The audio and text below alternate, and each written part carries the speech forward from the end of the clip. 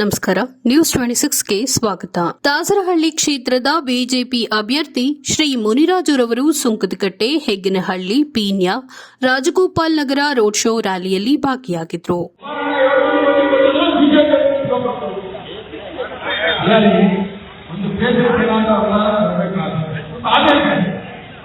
ಅವರಿಗೆ ಅಭೂತಪೂರ್ವ ಯಶಸ್ಸು ಕ್ಷೇತ್ರದ ಜನರಿಂದ ದೊರೆಯಿತು. ಹಲವಾರು ಕಾರ್ಯಕರ್ತರು, ಮಹಿಳೆಯರು ಭಾಗಿಯಾಗಿದ್ದರು.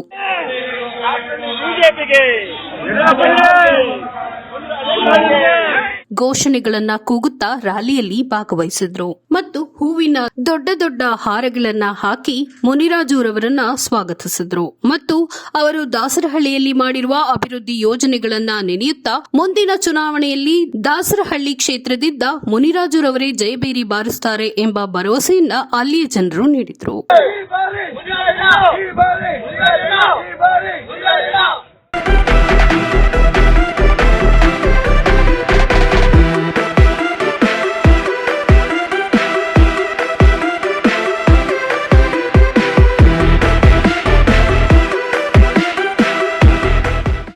ಮುನ್ರಾಜ್ ನೋಡಿ ವೋಟ್ ಹಾಕ್ತಾರೆ.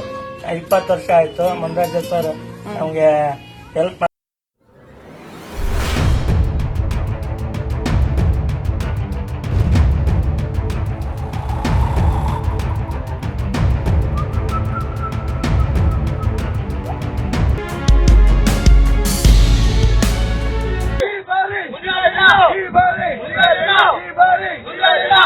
ಜನಸೇವೆಗೆಂದೇ ಹುಟ್ಟಿರುವ ದೇವರ ಕುಲವೋ, ಇವರ ನೆರಳೆ ಬಡವರಿಗೆ ನೂರಾನೆಯ ಬಲವೋ.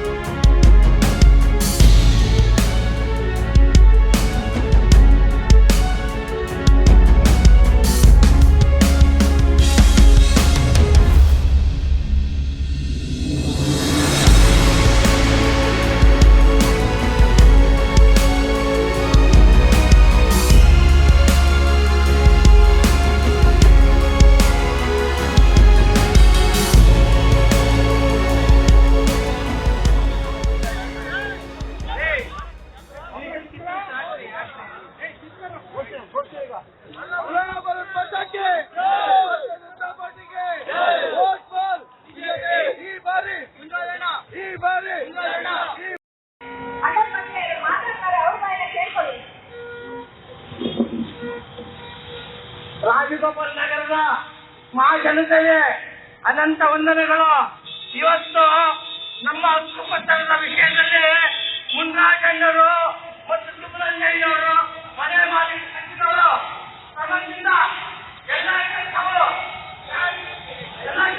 ಆಗಿದೆ. ಸ್ವಲ್ಪದಲ್ಲಿ ನಮ್ಮ ಕೆಲಸ ಆನಂದವಾಗಿದೆ. ಎಲ್ಲ ಬಂದು ಮುನ್ರಾಜಣ್ಣವರಿಗೆ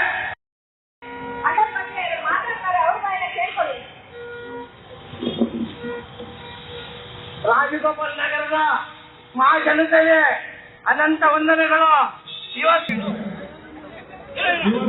ಭಾರತ್ ಮಾತಾಗೆ ಬಿಜೆಪಿಗೆ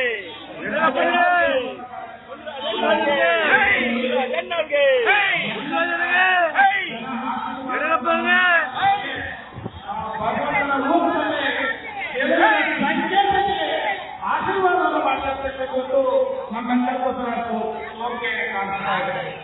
ನಿಮ್ಗೆಲ್ಲ ಗೊತ್ತಿದೆ, ಹಿಂದೆ 10 ವರ್ಷಗಳ ಅಭಿವೃದ್ಧಿಯ ಒಂದು ಕೃತಜ್ಞತೆಯನ್ನು ನಾನು ಸಮರ್ಪಿಸಿಕೊಳ್ಳುವುದು.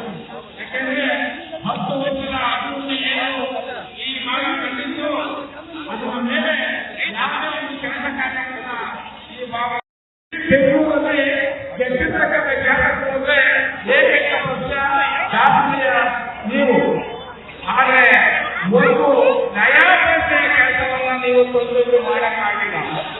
ತೊಂದರೆ ನಮ್ಮ ಸರ್ಕಾರ ಬರುತ್ತೆ, ಕುಮಾರಣ್ಣ ಮುಖ್ಯಮಂತ್ರಿ ಆಗ್ತಾರೆ, ಆಗ ಅಭಿವೃದ್ಧಿ ಮಾಡ್ತೀನಿ ಅಂತ.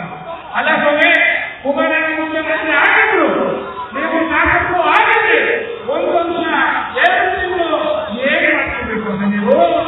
ಏನ್ ಮಾಡ್ತಾ ಇದ್ದೀರಿ? ಈ ರಾಜ್ಯದಲ್ಲಿ ಮುಖ್ಯಮಂತ್ರಿ ಇಬ್ಬರು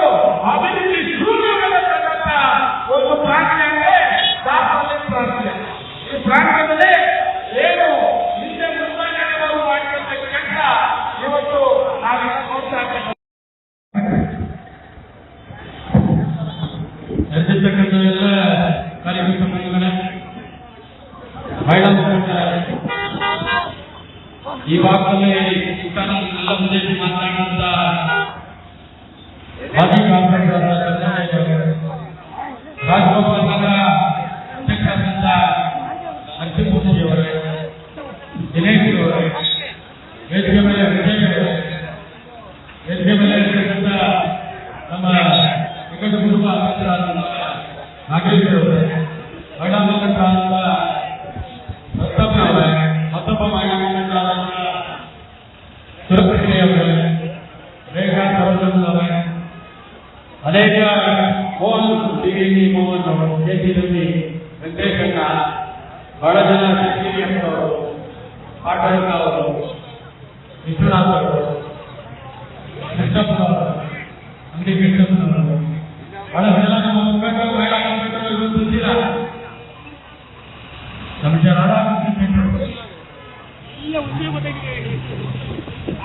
ಇವತ್ತು ಬೆಳಗ್ಗೆ ನಾವು 10:30 ಸುಂದರಕಟ್ಟೆ ಮೂಲಕ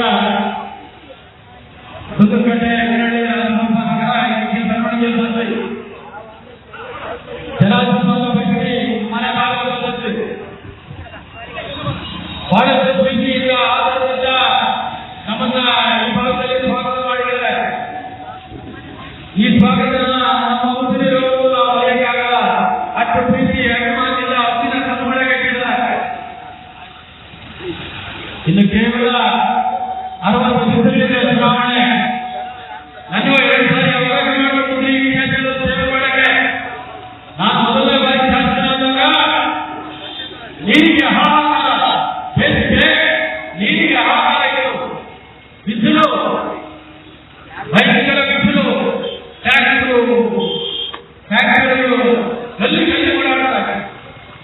ಅದನ್ನು ಮನಗಂಡು ಕೇವಲ ಆಫೀಸಲ್ಲಿ ಇಡೀ ಕ್ಷೇತ್ರಕ್ಕೆ ಪ್ರತಿ ಮನೆ ಬಾಗಿಲಿಗೆ ಕಾವೇರಿ ನೀರು ಕೊಟ್ಟು ನಾವು ಅದೇ ರೀತಿ ಮುಖಾಂತರ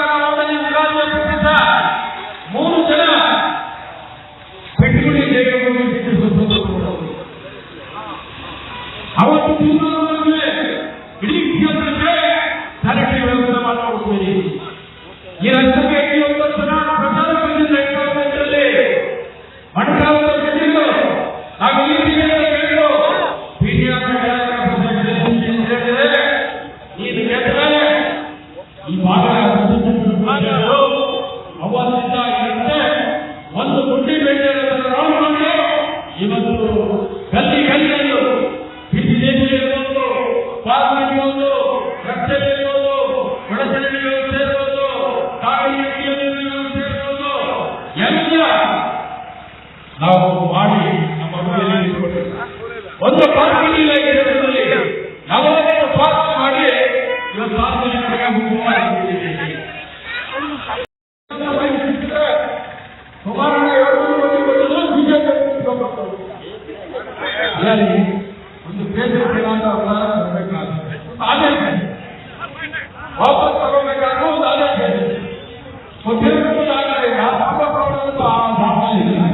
ಮೈ ಸಿಕ್ಕಿದ್ರೆ ಕೊಟ್ಟಿದ್ರೆ ನಾನು ಸವಾಲ ಕೇಳಿದ್ರೆ ಯಾವಾಗಲೂ ಮಾತಾಡೋದನ್ನೇ ಏನು ಬಂದಿದ್ರು ಏನು ಅದಕ್ಕೆ ಮಾತು.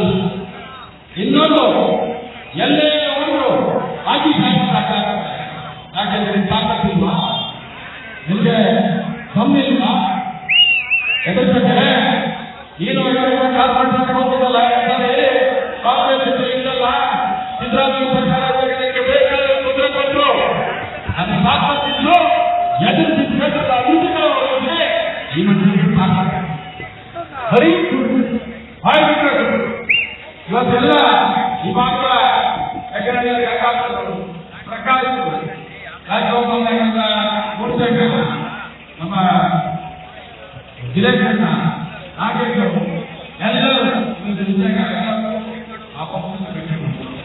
ನಮ್ಮ ನಾಗರಿಕ ಮೋದಿಯವರ ಪಕ್ಷ, ಯಡಿಯೂರಪ್ಪನವರ ಪಕ್ಷ, ಬಸವರಾಜ ಬೊಮ್ಮಾಯಿಯವರ ಪಕ್ಷ, ಹಣಪುರ ಕಾರ್ಯಕ್ರಮಗಳ ಪಕ್ಷ ದಯಮಾಡಿ ಮೋದಿ ಅವರು ಬಂದ್ಮೇಲೆ ಇಡೀ ಪ್ರಪಂಚ ಭಾರತ ಕಡೆ